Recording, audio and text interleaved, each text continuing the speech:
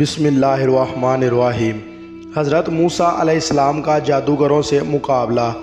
آخر وہ دن آ ہی گیا کہ فرعون نے تمام ملک میں ڈنڈورا پٹوایا، بڑے بڑے جادوگروں کو بلوایا، چاروں طرف ہکارے ڈلوا دیے اور عید کے دن سب کے سب ایک میدان میں جمع ہوئے۔ اب ایک فرعون تھا، اس کے درباری شاہی فوجیں اور اس کی قوم، اور دوسری طرف غریب اور بے کس حضرت موسیٰ علیہ السلام اور حضرت ہارون علیہ السلام موجود تھے۔ اللہ کے سوا اور کوئی مدد دینے والا موجود نہیں تھا۔ جادوگروں نے نظر بندی کر کے اپنی رسیاں اور لاٹھیاں ڈال دی اور دیکھنے والوں کو ایسا معلوم ہوا کہ وہ سب دوڑ رہی ہیں۔ حضرت موسیٰ علیہ السلام پہلے تو ڈر گئے، مگر اللہ تعالیٰ نے کہا، اے موسیٰ تم ڈرو نہیں، فتح تمہاری ہی ہوگی۔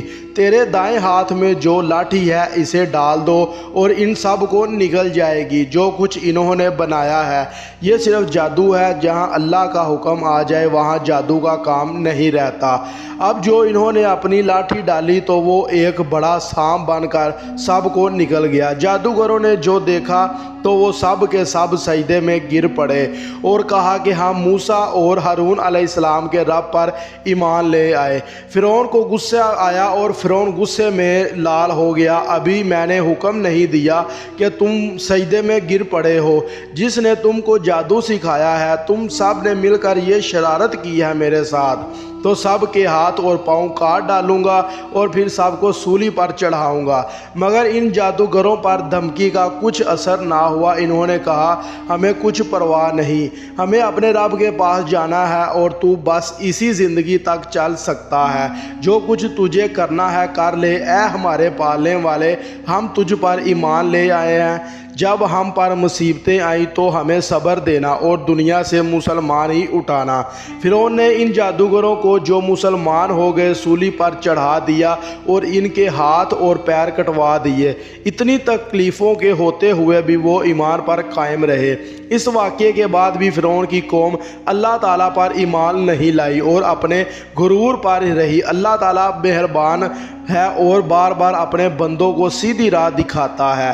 اس کے بعد اللہ پاک فرعون اور اس کی قوم کو ڈرانے کے لیے طرح طرح کے عذاب بھیجتا رہا۔ کبھی لوگوں کی نصیحت کے لیے قحط ڈالا اور پیداوار کی کمی کر دی، مگر جب کبھی ان پر کوئی آفت آتی تو یہ کہتے کہ اے موسیٰ اور ہارون، یہ تمہارے ساتھیوں کی نحوست ہے، اور زیادہ سمجھانے کے لیے ان پر ٹڈیاں، جوئیں، مینڈک اور خون کی نشانیاں بھیجی۔ مگر جب کبھی ان پر کوئی عذاب آتا تو حضرت موسیٰ علیہ السلام سے کہتے کہ اے ہمارے لیے دعا کرے، اگر عذاب ٹل گیا تو ہم ضرور مسلمان ہو جائیں گے۔ مگر ان کی حالت یہ تھی کہ ادھر عذاب ٹلا اور ادھر وہ اپنے اقرار سے پھر گئے۔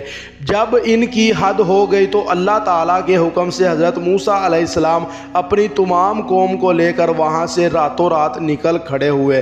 فرعون نے بھی شرارت کی اور ظلم سے اس کا پیچھا کیا اور صبح ہوتے ہی ان کو سمندر کے قریب جا لیا۔ موسیٰ علیہ السلام کے ساتھی چلائے کہ ہم پکڑے گئے۔ آپ نے فرمایا، ہرگز نہیں، میرے ساتھ میرا رب ہے، وہ مجھے راستہ بتائے گا۔ اللہ تعالیٰ نے بنی اسرائیل کی صحیح و سالم سمندر پار اتارا، مگر جب فرعون اور اس کے لشکروں نے ظلم اور شرارت کے لیے ان کا پیچھا کیا تو دیکھتے ہی دیکھتے سب غرق ہو گئے، اور یوں اللہ نے ان کو باغوں، چشموں اور عالیشان محلوں سے نکالا، اور پھر ان ظالموں پر نہ آسمان رویا اور نہ زمین، اور بنی اسرائیل کو ان چیزوں کا مالک بنا دیا جس کے لیے وہ صبر کرتے تھے۔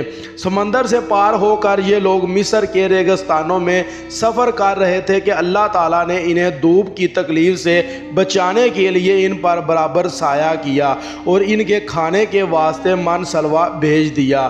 ان کو 12 قبیلوں میں تقسیم کیا اور ہر ایک کے لیے پانی کا ایک ایک چشمہ مقرر کر دیا، مگر زیادہ دیر تک وہ ان چیزوں پر صبر نہ کر سکے اور ساگ، ککڑیاں، لہسن، مسور اور پیاز کی خواہش کی۔ حضرت موسیٰ علیہ السلام نے مجبوراً انہیں شہر جانے کی اجازت دے دی۔ حضرت موسیٰ علیہ السلام طور پر گئے تو اللہ تعالیٰ سے تورات حاصل کریں۔ ان کی غیر حاضری میں ان کی قوم نے سونے چاندی کا ایک بچڑا بنا لیا اور اسے پوجنا شروع کر دیا۔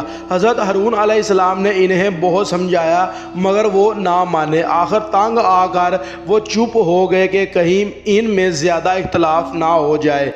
یہ تھی ہماری آج کی ویڈیو۔ اچھی لگے لائک اور کمنٹ کریں، ہمارے چینل کو سبسکرائب کریں اور ساتھ بیل آئیکن کو پریس کریں تاکہ ہماری ہر آنے والی ویڈیو کا نوٹیفیکیشن آپ تک پہنچ سکے۔ جزاک اللہ۔